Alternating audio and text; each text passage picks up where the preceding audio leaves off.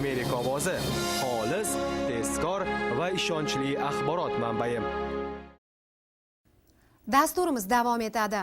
Bugun dunyo bo'ylab 20 milliondan oshiq odam o'zini Uyg'ur deb biladi. Ularning yarmidan ko'pi Xitoyning Shinjon muxtoriyatida yashaydi. Xitoyni bosqinchi va zolim davlat deb biladigan Uyg'urlar bu o'lkani Sharqiy Turkiston deb ataydi. Ularning boshchisi Robiya Qodir Amerikada istiqomat qiladi.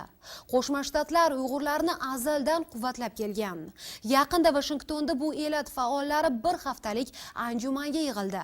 Unda AQSh Kongressi a'zolari, arboblar, olimlar va huquq himoyachilari ishtirok etib, Obama ma'muriyatini Uyg'ur xalqiga yaqindan madad berishga, Xitoyga nisbatan bosimni oshirishga undadi.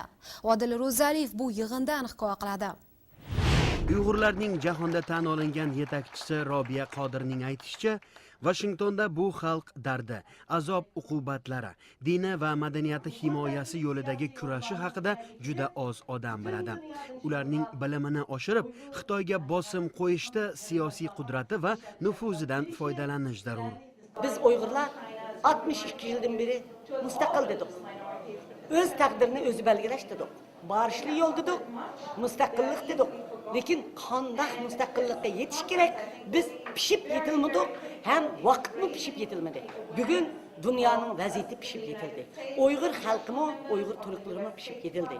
Ana shular bilan birlikda biz bu qitim o'zimizning yo'l xaritamizni va strategiyalarimizni butun dunyoning hamma yeridagi Uyg'urlarni chaqirib akirib va turk qarindoshlarimiz, chet ellik qarindoshlarimizni chaqirib akirib, bularning fikrini anglab, biz qanday barishli yo'l bilan yetimiz. Biz qanday qilib o'zimiz mustaqil bo'lamiz, qanday qilib o'z taqdirimizni o'zimiz belgilaymiz. Shuning uchun biz qanday qilishimiz kerak degan planlarni tuzimiz, ham xalqning biz qanday qilishimiz kerak degan fikrlarini bir yerga keltiramiz. Massachusetts shtatidan demokrat kongressmen James McGovern Uyg'ur milliy do'ppilarini kiygan 150 dan ziyod faollarga murojaat qilib, ularni ozodlik sari kurashda bo'sh kelmaslikka chaqirdi.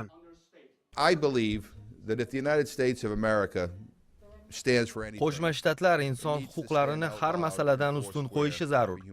AQSh hukumatı Xitoyda nafaqat Uyg'ur, balki boshqa millat vakillariga nisbatan tazyiqlarga ko'z yumib kelgan.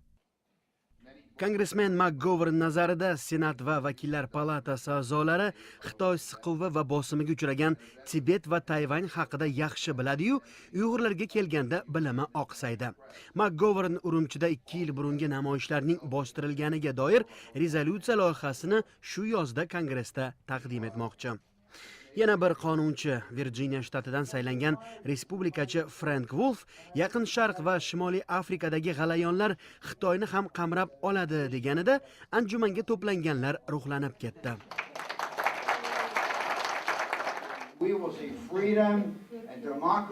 Xitoy xalqi yaxshi, ammo hukumati yomon. U yerda hozirgi tuzum qulab, unda yashovchi xalqlarning demokratiya va erkinlikka erishishini o'z ko'zim bilan ko'raman deb juda umid qilaman.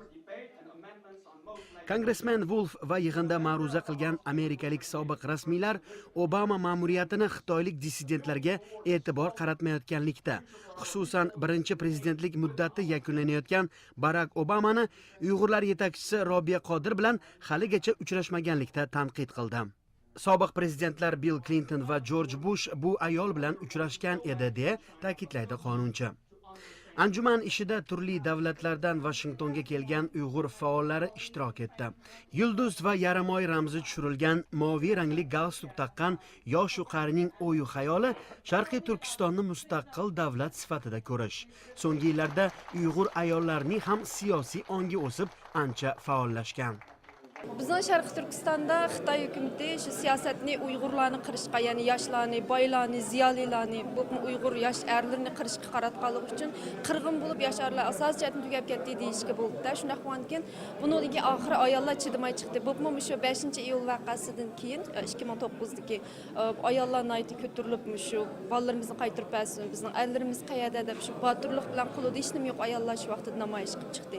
Hamda bizningki liderimizmi Robiya xonim o'zi bir ayol, bir ona, uni 2 bolasi shu nimada hozir turmada. Shunaqa bo'lganligi uchun ayollarning nemiz hozir faoliyati bizniki nihoyatda kuchlanayotdi. Ayollar endi mundaqcha aytganda erlarning orqasidagi bir dastak to'plab qolmasdan balki oldiga o'tyapti. Faoliyatning oldida erlarni boshlab minish oldiga keldi. Chunki buni Xitoy majbur qildi. Xitoy hukumatı bizning erlarimizni qirib, beshini ko'tarmas qilyapti. Endi biz oxir hech kim qolmaganda ayollar qoldi. Shunga ayollar chiqdi oxirda. AQShning Xitoydagi elchisi John Huntsman o'tgan oy muddati tugab, prezident Obama savdo vaziri Gary Lokni yangi elchi etib tayinlagan. Senat uning nomzodini hali tasdiqlamagan. Kongressmen Wolfning aytishicha, yangi elchi inson huquqlari masalasida faolroq harakat qilishi, kerak bo'lsa, Tibet va Shinjonga borib, maydaroq elatlar hayotini o'rganishi hamda Robiya Qodirning Xitoy turmasida saqlanayotgan o'g'illari bilan uchrashishga harakat qilishi zarur. Odil Ro'zaliyev, Amerika ovozi televideniyasi uchun.